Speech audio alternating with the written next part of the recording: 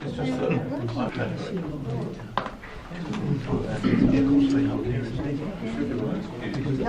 evening, everybody. Thank you for coming out this evening.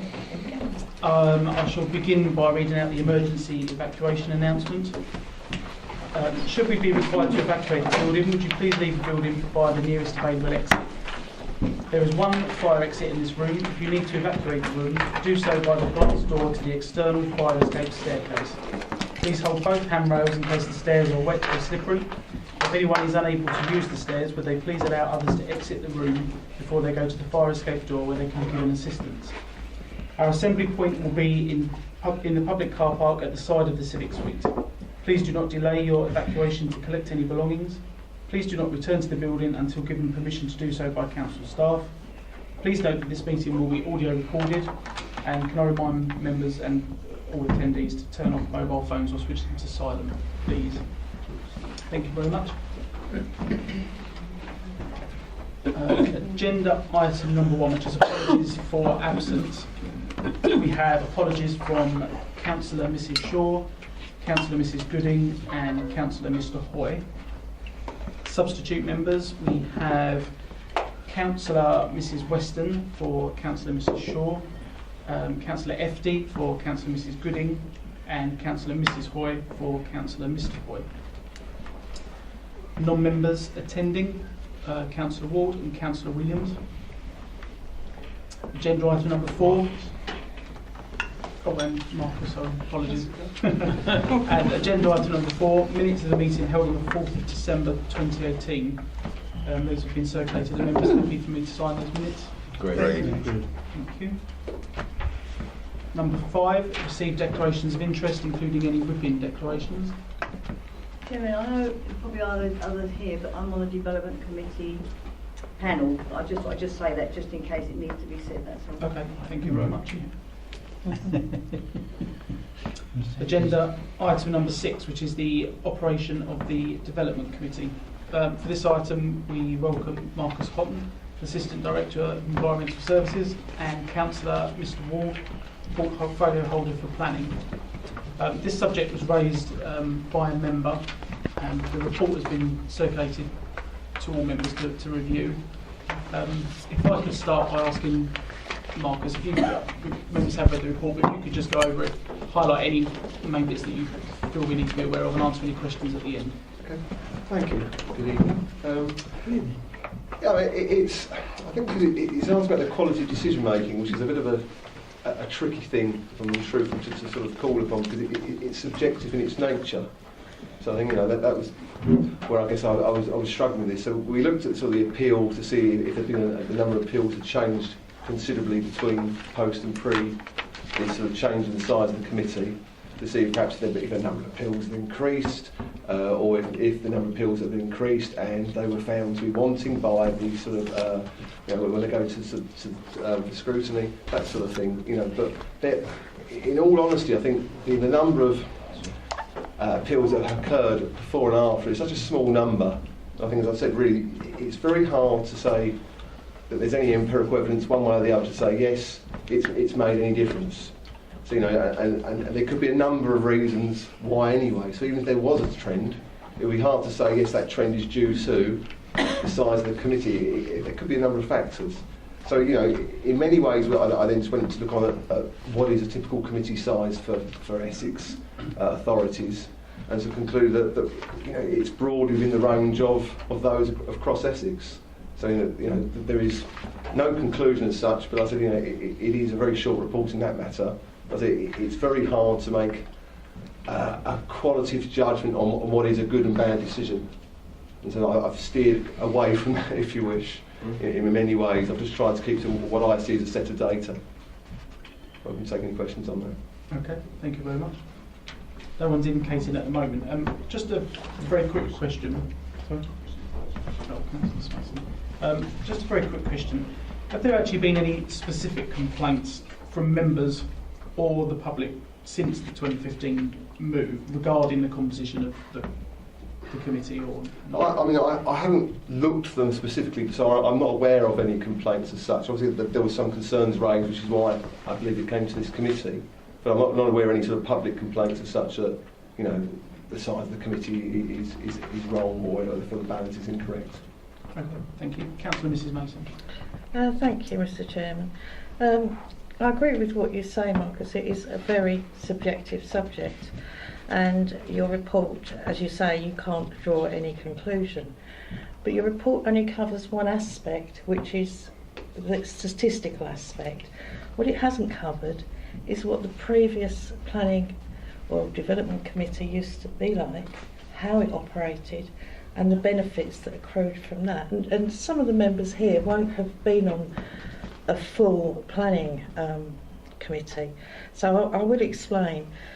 When you have the full 39 members, or 30, or because not everyone turns up, it doesn't matter, you will find that the meetings tend to take a bit longer because more people speak. But at the same time, as members speak, and you have a breadth of information and a breadth of knowledge and a breadth of experience there, you'll find that it's actually, for the less experienced members, it's more valuable as a training ground than any training session can be, especially as it's normally every month. So from that point of view, the less experienced members, and I was one once, you sit there and you learn, and then you say something, and you're probably wrong, but your peers will correct you, and you will learn, and you will become very experienced by that process. So I think that's one thing we have lost, because with the smaller number of members, we don't have that. The other experience that we're not getting is the impact of local knowledge. Before, with a full committee, what we would have would be you would have nearly always have ward councillors there, and you would have people that have been on a site visit because there were so many members. Some would have invariably have been, and you would have people with very extensive knowledge. None of that has been covered in your report, and it's not a criticism, because I realise it's very difficult to do so without that sort of knowledge, but it isn't reflected in there. There's the training element, the experience of various members, which hasn't been covered. There's also, to my point of view, and this again is subjective, is that it's more democratic. Because you've got more points of view, it's more democratic. And my experience of the two committees has been that the smaller committee seems to be dominated by officer opinion much more than member opinion. And in my view, I think the members are there to represent the community. So I think it does fail slightly on that ground. But as you say, it's subjective. And I think that we should be looking at those points, examining them, and seeing, where the balance on those points, rather than just a narrow statistical area that we have there. So have you considered any of those? I mean, the issue, like I said, because it is subjective, it's very hard to capture that in a report. So it is, if you like, in many ways, the opinions of the members. So, it would be unusual for me to have written in a report to say that I've interviewed the members on their views, and it is almost members' experience of this and views of this that I guess is where you bring this to the debate rather than within the report, because like you said, it becomes a viewpoint then, doesn't it? So I'm not saying the viewpoint isn't valid, but it'd be very hard for me to capture, I think, conflicting views of members within, I think, the report. I think you haven't considered them either, so that's something that perhaps would help. And from a personal point of view, I've served on both. I will no longer serve on the development committee. Yes. I find it undemocratic and unpleasant. And that's nothing personal about the people on there, nothing personal about the chairing. The structure as such now is that all I am asked to do is to rubber stamp an officer's report. No point. There is no point from my perspective. But whereas before we would have so many points of view and you would understand it, now it seems to be they're almost diametrically opposed sometimes. And I don't think it's constructive. But that is personal. But the training issue, the training that provided for members was invaluable. And we have lost that. Okay, thank you. Councillor Hookway. Thank you, Chairman. One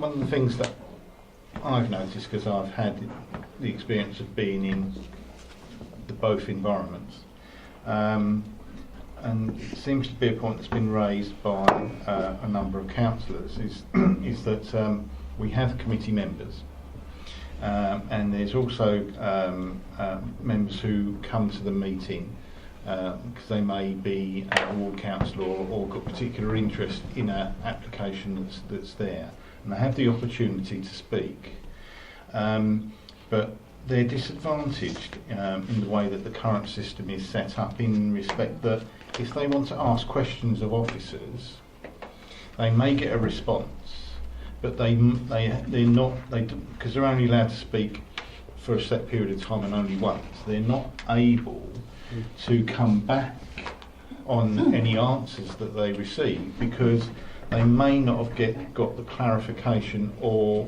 the information back from the officers that they were specifically looking for. And it's then left to committee members to pick up on this if they don't, but they might miss that, and therefore some of the information or some of the experience of the ward councillor may be missing in part of the debate. So I would, if there was going to be an adjustment to it, I would think that one of the things that could be done to help with the debate and to gain some of the local knowledge, which Councillor Mason was hinting at in what she was saying, was there to be some flexibility and allow, if questions are asked by sort of guest members, that they have the opportunity to come back and ask a follow-up if they don't receive the clarification or information that they're originally looking for when they were originally asking any questions. I mean, certainly we can look at how other committees operate in terms of representation as well, because I guess my base line as well, it works the most across the county, and I think you're paying advisory services, independent consultancy. You just can pick up their reports and also say that you reduce the size rather than increase the size of the committee. It becomes too unwieldy, is their view. I'm not saying it's crap, I'm saying that's a common view. Then that's not to say that every planning committee operates in the same way as ours does in terms of how representations are listened to. So I'm happy to go away and perhaps have a look at to see whether there is room for manoeuvre there. Because I understand that if you wish to come back, there is no recourse. It's a little bit one way, isn't it? You stand up, you say your piece, and then you have to sit down. And so yeah, I'm happy to do that. Yeah. Sorry, if I could, yeah. Councillor Weston has just asked to comment directly on that yeah, issue. a couple of things. Obviously, I understand what you're saying, Councillor Mrs. Mason. I'm on the development committee, and a person who is not a member of the committee speaks, they are allowed to come back, and it has happened on a few occasions. I know Councillor Hoy has when he was there, he has asked a few questions, and obviously it's up to the chairman. If he allows it, that's another aspect. My also understanding is if anybody's interested in development, then they can go to the training courses. They can sub as much as they like. They can come to the committees. They can talk on the committees. They can be there for their residents. I mean, we're not sort of saying that because we've only got a few members on the committee that other members can't come and talk on a particular subject or on an issue that's in their area. Anybody can do that. So although I understand what you're saying, Councillor Mrs. Mason, I do believe that every councillor is allowed to come and speak on any issue at all. And again, it's up to the chairman if he allows the non-person on the committee to talk more than once, and it has happened. If I can come back on that, because there's a slight confusion there. I didn't raise the point. That was Councillor Hookway that raised the point about not being allowed to speak. And I must admit, I've never been there where someone's been allowed to speak a second time. I'm not saying it hasn't happened because I haven't been there enough.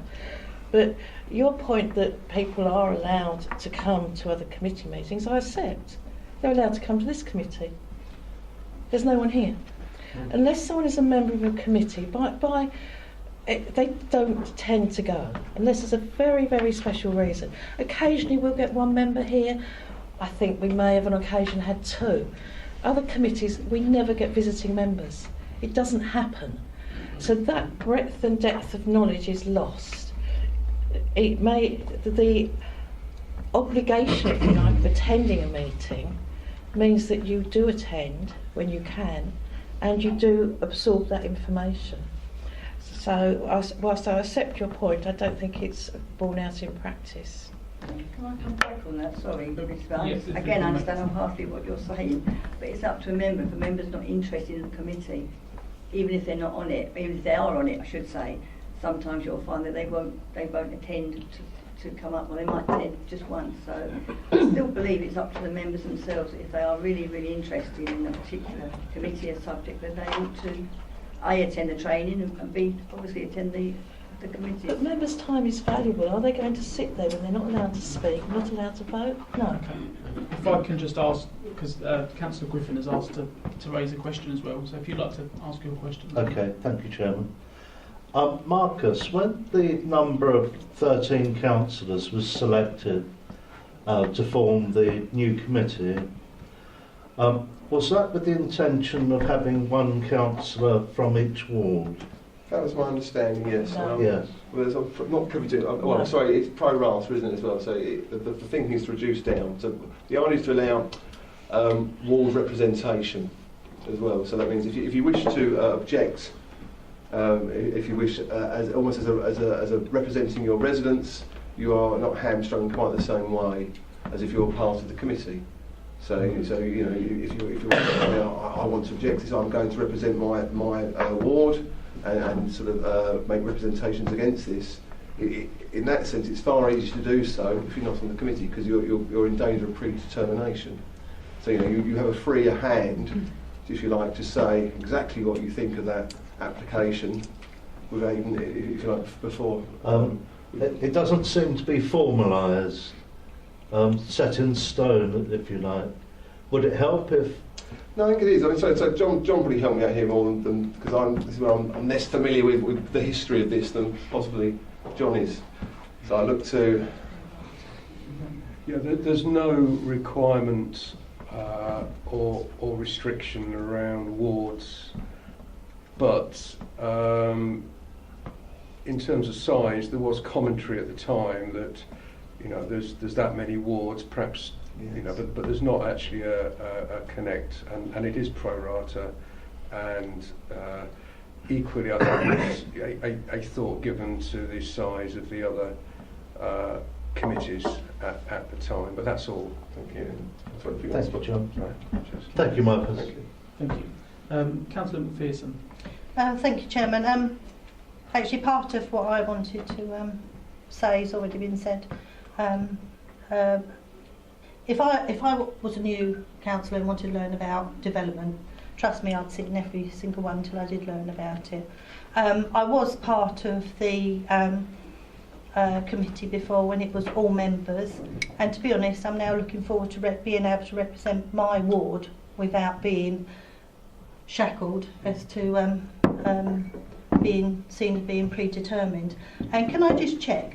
There is, as far as I'm aware, and I'm sure it says it in this paper and I was just looking for it, there is no committee that has the old version that we used to have of every single member on. I mean, not that I know of. I haven't done an extensive search of the country. I just restricted to this county, but I think it's unusual, should we say. Thank you, and I think that was already looked into before this was proposed.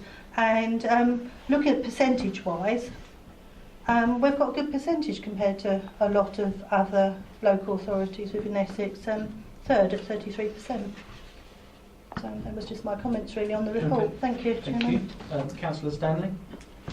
Thank you, Chairman. Just one thing that has come to light really is that the expertise on that committee is very sort of iffy on in as much as some of the things that have been asked are quite sort of haven't been looked at through the documentation, and I don't know whether that is a fault of the members on that committee that haven't looked through that documentation before it was taken to committee, or whether it's the fault of the officers. And I don't think that there is sufficient representation from when, how can I put it, when that item comes to committee. It should be for the ward councillor or councillors to put the view forward, because they know the ward more than the other side of Raleigh does, if you get my drift. So is there any way, and I don't know, but is there any way that a scheme or a sort of, if you like, a committee that can be presented to give that view of that ward, in as much as you've got, say, what happens over at Eastwood is really not in my jurisdiction. I would think the ward councillor in Eastwood would know more about the ward than what I do. Like, I know more about the ward where I am, and he wouldn't know as much. So I just wonder if there's some sort of scheme or some sort of design that we could Sorry, just so I'm understanding, are you saying that you almost want to see ward councillors being requested to attend meetings for their knowledge? Yes, right. Yes, that exactly that. Yeah. Is that possible in the new scheme? I can look at.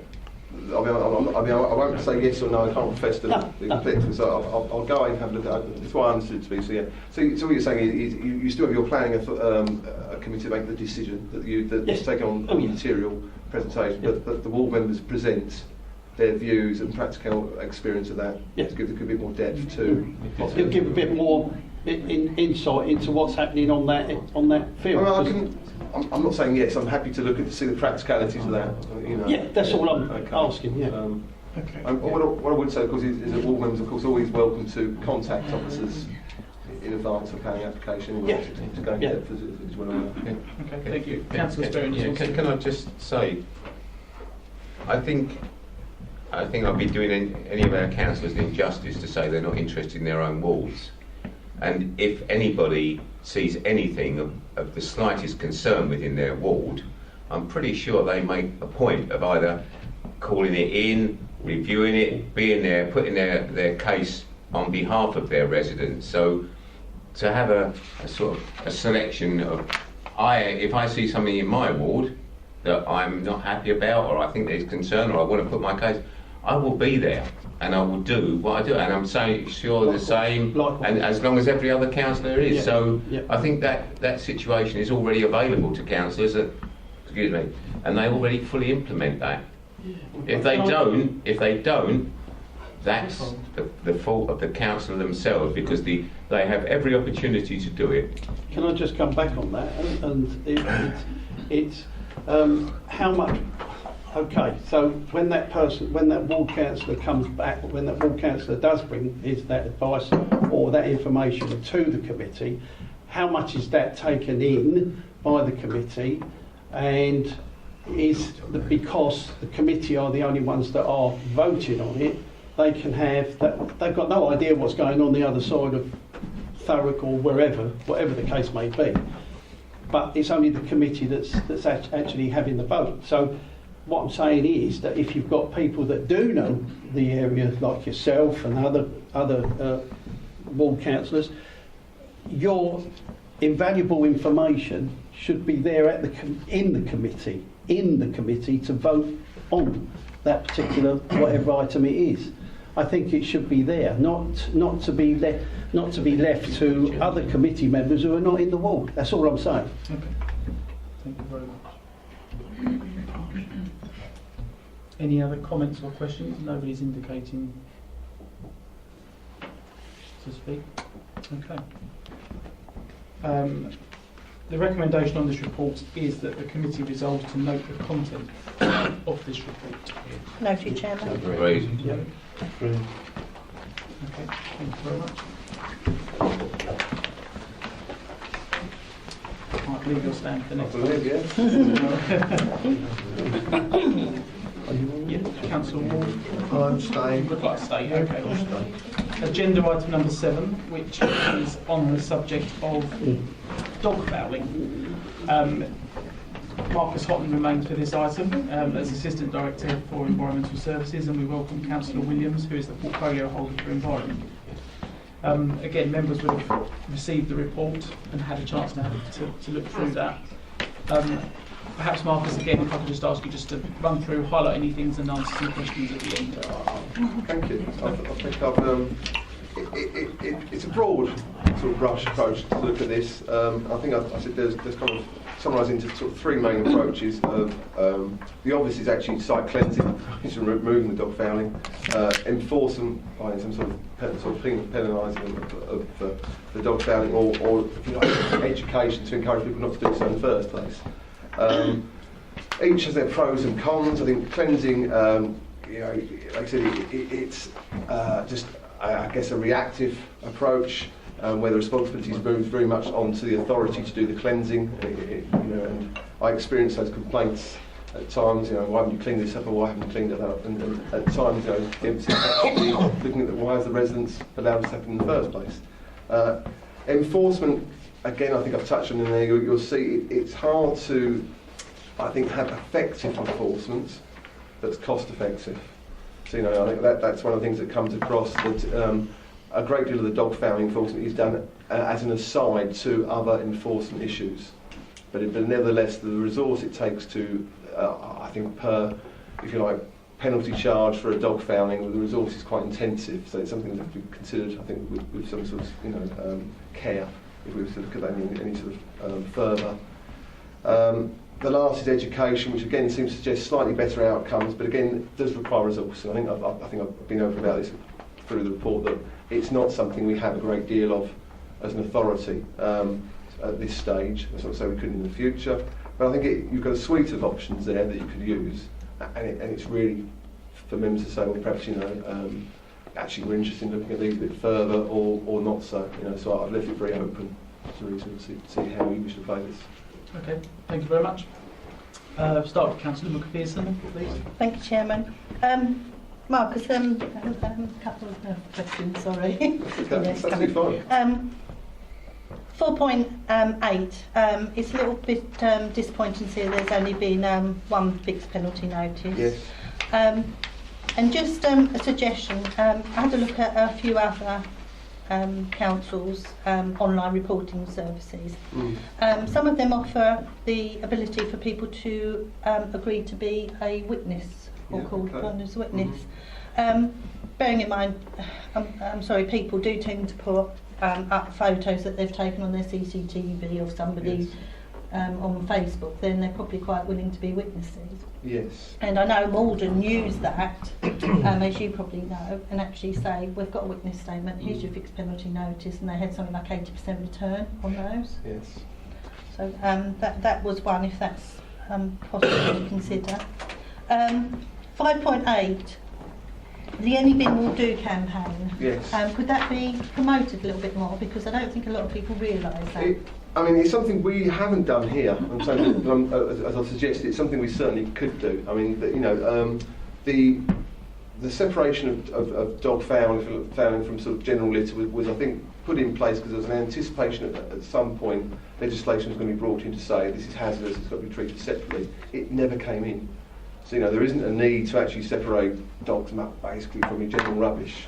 So, yeah, absolutely, it's something we said perhaps we could do, and we could I suspect do fairly simply, and just to say the sticker, you're welcome to put anything in, and you'll see those on other sites. So I mean, yes, we can look at that. I mean, it's probably within the costs. Great. And lastly, on 5.7, you probably know, well, you will know, a lot of parishes ask for dog bins. Yes. I know there's initial cost and then there's revenue cost. Have we ever actually put this out to parishes to say, should you want another one, this is the criteria that we've got to be able to get to them, to be able to empty them, etc., with an ongoing cost? We could put an absolute clear criteria and price together. I don't see why not at all. Great. Thank you. Thank you, Chairman. Thank you. Councillor Hookway. Thank you, Chairman. Marcus, is there a correspondence between the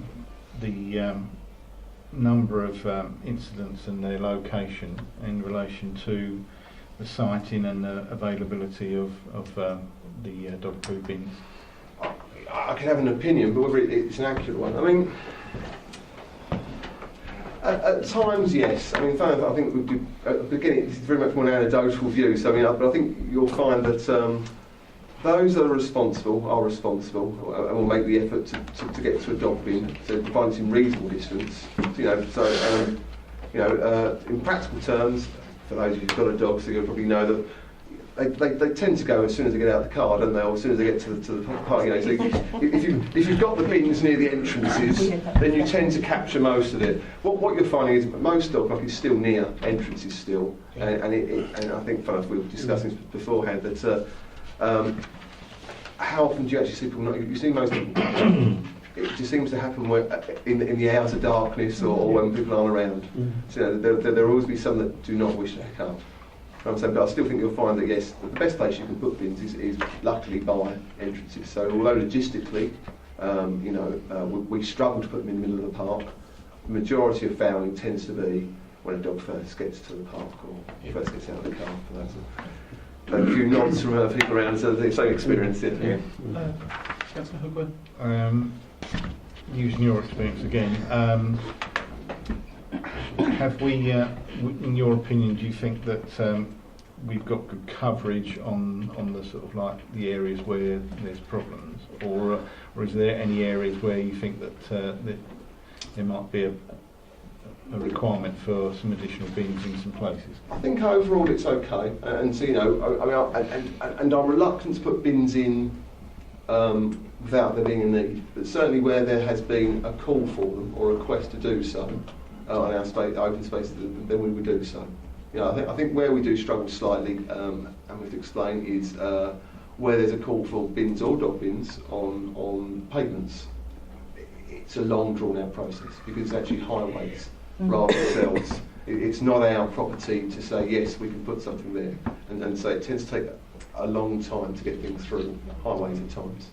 You know, as far as I can see, it's an obstacle on their highway, and so you have to go through that process. So, but certainly on where there's requests on open spaces, which tends to be where we get them, then we would put them in. Not always. It takes a bit of time. Do the requests come mostly from the general public, or is this through parishes? I would say it comes through sort of district members, or it would come through parishes as well. Occasionally we have friends groups as well for some sort of sites where perhaps we'll use a bit of their intelligence as well as to whether it's required. But, you know, if there is a compelling need, then we would usually put something in. Okay, thank you very much. Councillor Stanley. Thank you, Chairman. Marcus, do you think that in this past year where we have had overflow of bins, that we should increase the bins, and also perhaps a much more visible notice for people to use those bins? Well, I think if they're overflowing, then obviously people are finding them. I think if anything, it's touching on a different subject, which is possibly contract management, which is I'll hold my hand up to as well at times. That yes, I think they just need to be emptied more regularly. So I mean, you can put bigger bins in, which causes its own issues as well. You get to the point where you can't physically lift them.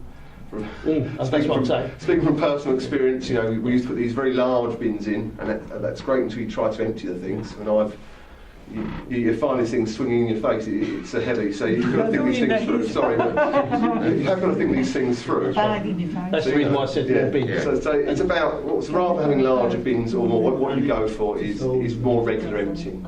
And the signage. And in sense, well, I think people know that if they're empty.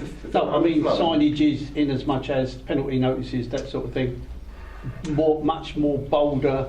And so that people is staring you in the face rather than the small notices with penalty notice and that sort of thing. I'm just thinking that the bigger they are, the perhaps we might be able to increase the use of them. We can look at that. I mean, certainly. I mean, the other thing we're trying to encourage, and has been on this for a while, is just to ensure that the bins have a phone number. So if it's overflowing, ring up and say it's this bin number. so we can respond a bit quicker. And I mean, it's a bit remiss of me. It's something that's been in the pipeline for a while, so I've just made another note to, you know, so again, it just makes it really, because the overflowing bins is more about regularity of emptying rather than, you know, I don't want to put more in. They just need to be visited more. Yeah. Okay. Thank you. Another couple of members have indicated. I think Councillor McPherson, did you want to Thank come you, back on that Chairman. point? It was just very, very quickly on that to compliment you, because when I have rang up before and said the bin's full, it's been emptied the following day. Well, the following day when I've gone out, so they may have done it on the same day, so that's good. Although to be clear, they shouldn't be. I mean, if I'm being nitpicky, they shouldn't be full in the first place. So I do tend to Yeah. they still get short shrift. Yeah. Okay. Councillor Griffin. Oh, thank you, Chairman. Marcus, 2 questions on enforcement Yes. to do with the public space protection orders.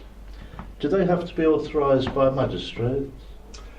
No, they don't. No, they go through. I mean, remember they went through full council. Right. So authorised, but they are in consultation with the constabulary, chief of the constabulary. So he has sight of them before they come to sort of. Are they quite easy to implement? They're relatively so. I mean, the reason these ones were easier is because they are a revision of the previous. What were they called? Let's leave me. It was the 2014 2014, Act. yeah. Thank you. Yeah. So you know, you understand what I'm saying. So the dog control orders. And there was an expectation that when the dog control orders come to an end, that you had this opportunity to almost tweak them and move them on because there'd been consultation on the dog control orders. If you wanted to bring in completely new sort of public space protection orders, then you would have to go out to consultation. So to prove that there was, or at least have to collect evidence to prove that there was a need for that order. Right. But as these were basically replacing dog control orders, what we're saying is there was already an established need in place and we're just replacing those. But if you want something completely separate, you know, then you'd have to sort of almost start again and collect your evidence. Fine. Thank you, Marcus. Councillor Mrs Mason. Thank you. Marcus, I think we're all aware that the Highway Authority take, if memory serves me right, around about 6 months plus to approve the location of the highway furniture, as they call it. And if we're promoting the Any Bin Will Do campaign, which seems to be a positive way forward, then obviously we've got to look to where our other bins are. Now, you will recall that a couple of years ago, yes you do, the Highway Authority, without any authority, how do you like that, without any authority from Rochester District Council, removed and destroyed some of our bins. They took them away, they didn't compensate us first, though we did ask for that. I hope you did, we asked you to. Because the bins are, you know, £200 or £300, I think, a waste bin. So they removed them from the bus shelters and probably not just in our locality, probably out way. They weren't replaced except for one, I believe. The councillor, Elliot Mason, pointed out to you and was able to prove that it was there. In that case, we have locations where there was Highway Authority for bins. Yes. We now do not have any bins there. Are we able to replace those, hopefully at Essex County Council's costs, but seeing in mind they destroyed them and without any permission, to facilitate this Any Bin Will Do? I mean, again, as you know, it isn't easy with county to get things through at times. It is a slow process. I mean, I think a process of taking someone else's property and destroying it without their permission should not be a slow process. A bit strong, in all fairness. I mean, I don't know what standard they the bins were. I mean, to put some context, these were bins that were on bus stop posts. Shelters. I mean, bus shelters, yeah. Yes, buses. And so when they replaced them, they were replaced with modern posts that could not support those bins. But the main issue is, can we replace the bins if we wanted to? Because would we have to go through the highway application again? Because we had permission. Well, I mean, historically, I suspect things were slightly more relaxed in the past. Whether there was ever a written permission to put them on or not, I don't know. You know, it's been long for my time. So, I mean, but certainly now you would need something because we could not put them on those posts again. I think if we could put them on the posts again, we may be able to do so quite easily. The issue is you'd have to put them on the pavement, so they'll become an absolute obstacle on the pavement. So it would have to go for final consideration. And I said, I've made that budget. I wouldn't say it is an extra piece of work beyond perhaps what we're used to doing. Okay. Councillor Hazelwood, sorry. I seem to be reading somewhere that you get dog bins that recycle themselves, biodegrade. They are fitted in partially into the ground, and you go along with your dog poo, take it out of the bag, drop it in, and it dispenses itself over time. What happens to the bag? Well, yeah, what happens to the bags? I'm just saying. So is that something you would ask Marcus to maybe look into? Or? No, I don't think we'll do that. What happens to the bag? It would save the collection because it would disperse of itself. Yes, you then probably put the plastic bag in a bin or something, but you do get rid of the dog poo without having to remove it. It soaks into the ground, biodegrades. Just have a load of bins. Maybe you could just look in. It's not one I've heard of, but if you could come across it again, I'll be very grateful. Okay. And I shall try and have a look as well to see what that's. But yeah, I mean that's almost a utopia.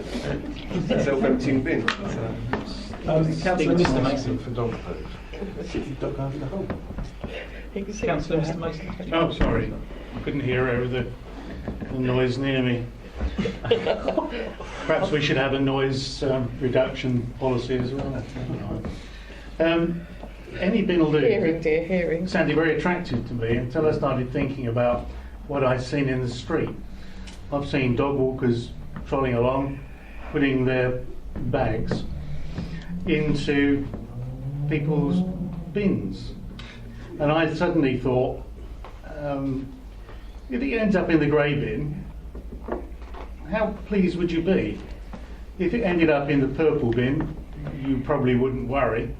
And if it was in the green bin in a bag, that might bother you as well. Yes, it would. So I'm a little concerned about any bin will do, when customarily there are lots of bins available down the street for people to use, and they do use it at the moment. In fact, I found, that I found all sorts of things that weren't mine in my bins, in the wrong bins, and I was at risk of a general collection being refused, and that kind of bothered me. And I've noticed that dog walkers, have been occasionally, I've seen them put them in grey bins.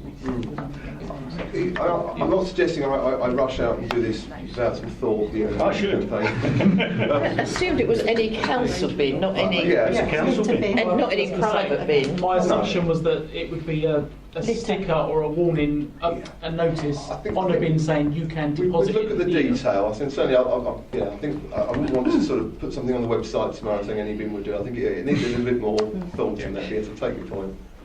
Can I ask further questions? I've had occasion where people have identified habitual dog foulers, or people who own dogs that foul, I suppose, is another way of putting it. And they've been well identified as to who was the owner of the dog, and they were certainly with them. Sometimes with photographs, and others by quite long depositions or statements. Yes. And yet, in none of the cases have we been able to do anything. And I'm troubled to know why. Residents have said, why didn't we? There was one, if you remember, where a dog was let loose in a children's play space, and it had defecated all around it. Do you remember that one in particular? I do. I think, and we did look into that one particular, and if I remember correctly, we could not be certain of the owner on that occasion. So I mean, I think Councillor McPherson sort of. So certainly, and our one, I should perhaps say, the one fine we've done, it was done through photographic evidence someone had provided to us. So, providing I think that the witness statement allows us to move forward, we will do so. I mean, certainly, we don't have a great deal of enforcement resource, but what we do have is very enthusiastic. So, if there is any evidence that they feel they can. So residents can be advised. Absolutely. That if they witness an event of that sort, that it's up to them, but they can take a photograph. I'll have to look into the legalities of what we can advise. Or could and you? advise it. Yeah. That's why I'm asking the question. I think it's surveillance is one of those things. If it's done accidentally, then the evidence is quite acceptable. I think if they deliberately go out of their way to start recording stuff, then they're tripping into sort of areas of surveillance that they shouldn't be doing so. And that's why I think before I put anything in, we want to make sure anything we get in the website gives that sort of advice. So we need to set it out quite clearly what is and what isn't acceptable. But I think if someone reports, I mean, we would take a witness statement. If someone says, I saw that dog bowing and it belonged to such and such, and they're willing to put their name to that as a witness statement, then we'll take that forward along those lines. Councillor Pearson, on It is just literally on that. I found when I was doing my research on this, two councils that actually accepted photographic evidence along with their witness. Well, that's why I asked the question, because I wondered why we didn't do that, given that other councils do. I think it's that old thing where in the past councils have been reluctant to do it, and then when one takes that initial leap, then they start realising that they can go down that road a little bit more. That's very It's the use of very surveillance. generous. Yeah, well, it's true. It's true. I mean, and I'll be honest, I mean, and you know that the other thing we've done, enforcement is something I think as a council we've been a little bit remiss of undertaking in the past, and we are still finding our feet, if I'm being quite honest. So. Can I just follow up? Is it a money issue? Is it a budget issue? Is it something that if you had more money, that you can actually do a better job? Because this is a consistent complaint. It comes, I was going to say through my door, but it doesn't. But No. the complaints do. I think we said, I mean, certainly, of course, if you have more resource, then of course you can have more officers to enforce. It's just how cost effective that is. I think, and certainly we're also at the stage where there is a period where you're just gaining experience as an authority again in enforcement matters. It's something I think that is remiss as possibly in the past that we didn't really undertake enforcement how we should have done. But I think we're doing so now. And so it's just a question of picking up experience. Well, I think we're confident enough to With do the budget coming up, do you anticipate making a bid for extra monies for dog farming? At this stage, no, because I feel that you could be asking for, if you read the report, that the sort of levels of fixed penalty notices you will be delivering, you could be asking for 2 or 3 officers, and you'd be delivering maybe 8, 10 fixed penalty notices a year. So I think the effectiveness of doing so just isn't there. And that's but that's something for members to. This is why I brought this in. I said, there is, if that's something you wish me to go away and have a look at it further, are there cost-effective ways of enforcement? Then it does touch upon that. But I think my views are that you can throw an awful lot of enforcement resource at this and get very little back. I think that's my concern. Councillor Mrs Mason. Thank you. It's not just a case from, I would say, cost effectiveness. There's a health issue here, and so that is concerning. I was surprised that you said you were hesitant about photographs. The police readily accept dash cam photographs. Yes.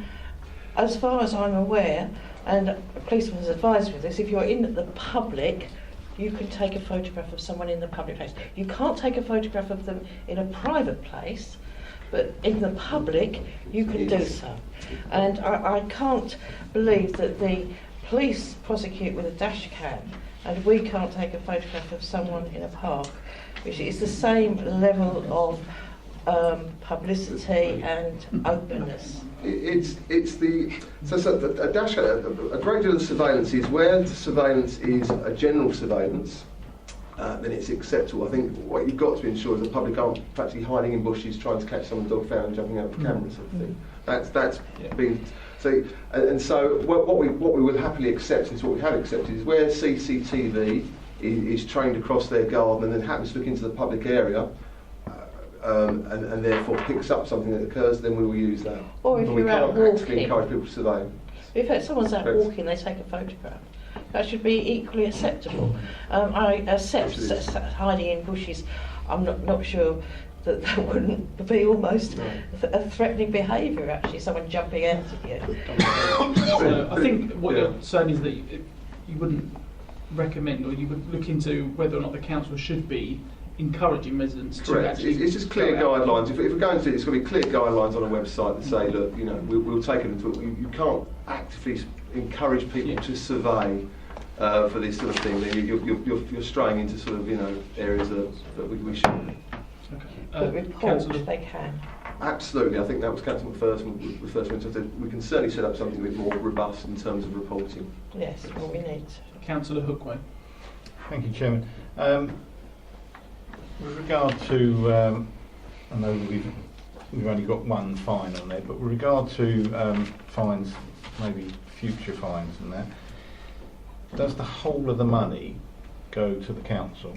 Because I know in some other areas where these people are fined, the money doesn't go to the council. So does any of This money has to go back into the enforcement or cleansing of the streets. So it's ring fenced for that particular absolutely, thing. yeah. I mean, we don't have much, so it goes very quickly back in. But you know, what we do get through, sort of, and same for fly tipping, any of those. So anything of that nature, you'd find gets directly inputted back in. Okay. Councillor Pearson, did you want to? It was only very quickly. Although I said I was disappointed there's only been one fixed penalty notice, I also know, as we discussed in our pre-meet, the people who are going to go out and let their dogs do this are going to be doing it at night when there's no officers around, and it's very, very difficult to ever catch those. So I wouldn't invest in more staffing just for this, I'm afraid. Okay. Thank you. Thank you. No other questions or members have indicated to speak. So the recommendation, there are two recommendations for this report. The first one is to note the content of the report. Noted, Chair. And the second is to identify any issues on this topic for further consideration and discussion by the committee. Will there be any return to the committee, Chairman? I think maybe that's something that the committee decides on at the next municipal year, really. Well, we could amend it tonight, Chairman, and I suggest that we would like a further report back on the issues that the committee has raised with Mr. Houghton. Which one? Well, both planning and Signage. and the docker. There's been loads of issues raised. Signage and Councillor extra bin. I am relatively new to review, but can a report not come back from the officer without it actually taking up? Because I think there's a lot of other valuable issues that we should be reviewing here as well. If maybe it's an informal progress report, an update. There we go. Could be forthcoming in, say, 6 months. Absolutely fine. Yeah. Are members happy with that? Happy with that? Yeah. It's normal for officers to present their reports on reviews. I'm happy to present if need be. Okay. Okay, lovely. Thank you very much. Thank you. More than welcome to stay for the next meeting. Councillor Morgan, remaining or? Yeah. Okay. Agenda item number 8 is the key decisions document. I'm going to hand over to John. Does anybody need a copy given to them? I'm afraid of. Could you share one, please, Chairman? Standing.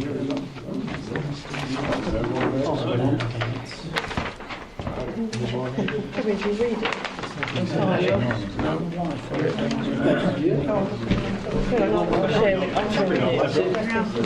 And then there is much